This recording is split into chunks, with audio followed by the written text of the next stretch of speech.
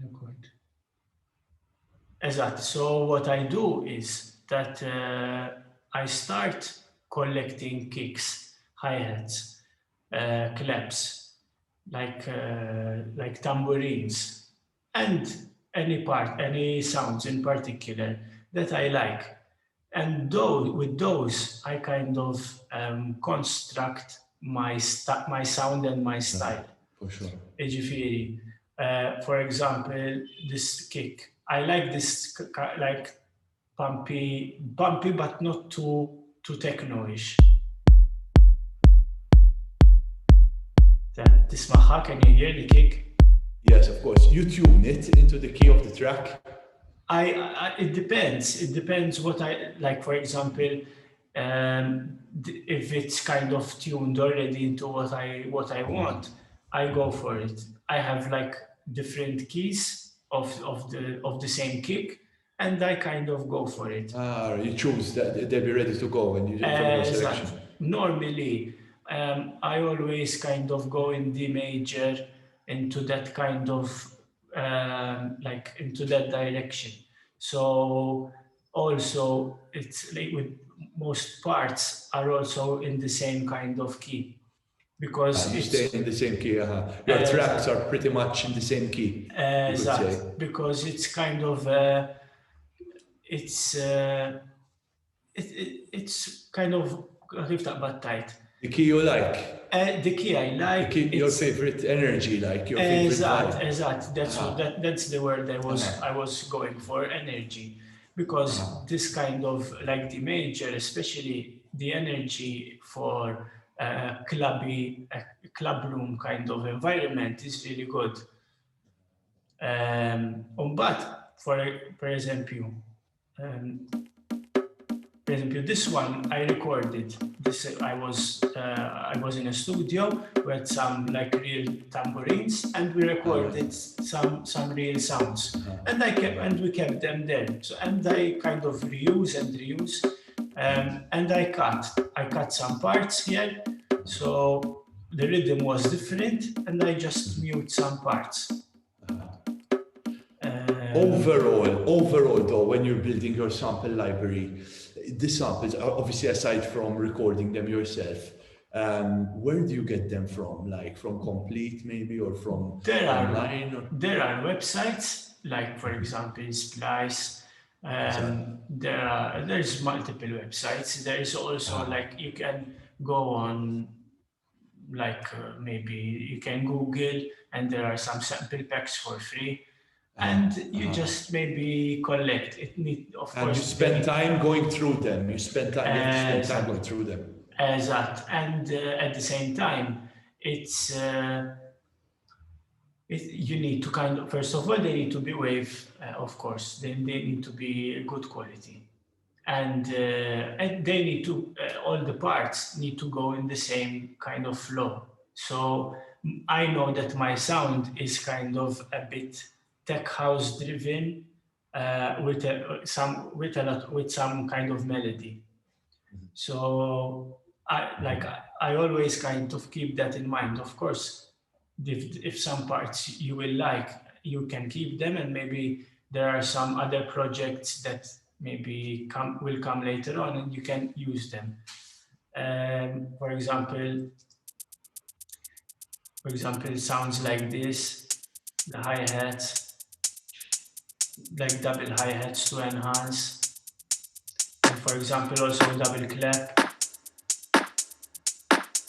That one is and how is the timing of the claps? Is it exactly together, or do you? Yes, this one particular, the timing of the claps is together. But for example, sometimes I also have like a clap going and a snare after. So one is clap, one snare, and also like okay, it alternates. Exact, and this kind of gives a different groove. I did it in a couple of my tracks. I was hearing some tracks from Martin Lensky on YouTube, and he likes to do it. I was like, okay, let me try it out. I never really noticed a track like that. Exact. So like a clap and then a snare. And then a snare. Exact. and then a clap again and the snare, and it gives a very different groove. And maybe you can put like some small rims on top as well if you want to kind of change the sound a bit more. So because I think one of the most the essential part of the groove are the kick, the hi-hat, and the clap. If you have those, you always use a clap in every single track. No, I don't use them in every track. For example, now it's getting more into the direction that a lot of like tracks are not using claps. Yes, it makes it more housey, I feel, a clap. More driving, more groovy in a way. Like a techno track, as soon as you put a clap on it, it lightens it up a bit. The vibe, of course, according to what clap you put, and if it has a snare in it as well, it depends. But like, remember that track we're going over with you? Like when I took off the clap, it remained darker. Like exactly. So yes, it depends on. It depends exactly how it fits. For example, in this one in particular, I think it kind of added something more. So, for example, the kicks, like most of the parts here, the percussive parts, these are I had them in a bank already, and I just dragged the ones that I liked, and then I kind of twitched and kind of course I put some, for example, so the kick, it's pretty much the same because I really like the sound. Then, for example, with this one, I put a bit of delay and I EQ'd. For example, what I like to do with percussions is to take off the whole bass, because it helps with the groove of the bass line, the melody, and everything, and the kick in itself.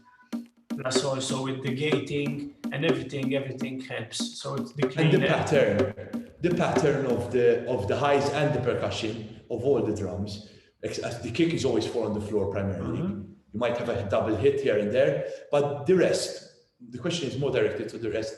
Will you change the patterns? Let's say the hi-hat is always on or you can have a double or a triple here and there. You change it up. Yes, normally I would change it.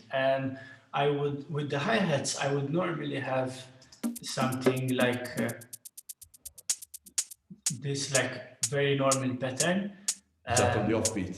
That. Then you would have like a shaker on top. Around the 16th, on the 16th beat. And then something that to enhance a bit more reverb. This is for this kind of style.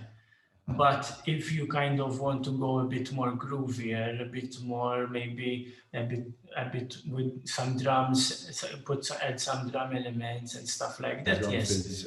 But the more linear you go with this, the more techno-ish it sounds. I see. I see. So the patterns vary depending on the kind of track that you want to go for. Once you start varying the pattern, you move more away from techno. Exactly. So then, for example, you would go like. Then something like this, automatically you would go more house, you know. But it's like.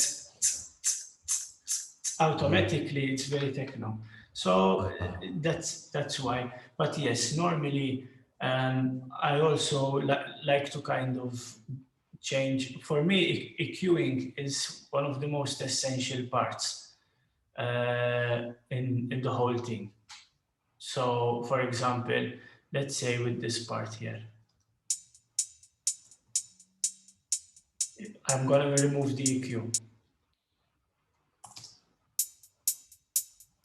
You see how different it is? Sounds more kind of Christmassy. If we see the EQ itself, we can see it. We can see the waveform. Ta-da! So here I cut off the bass completely, and I cut off 10K from the highs. Even the high I got.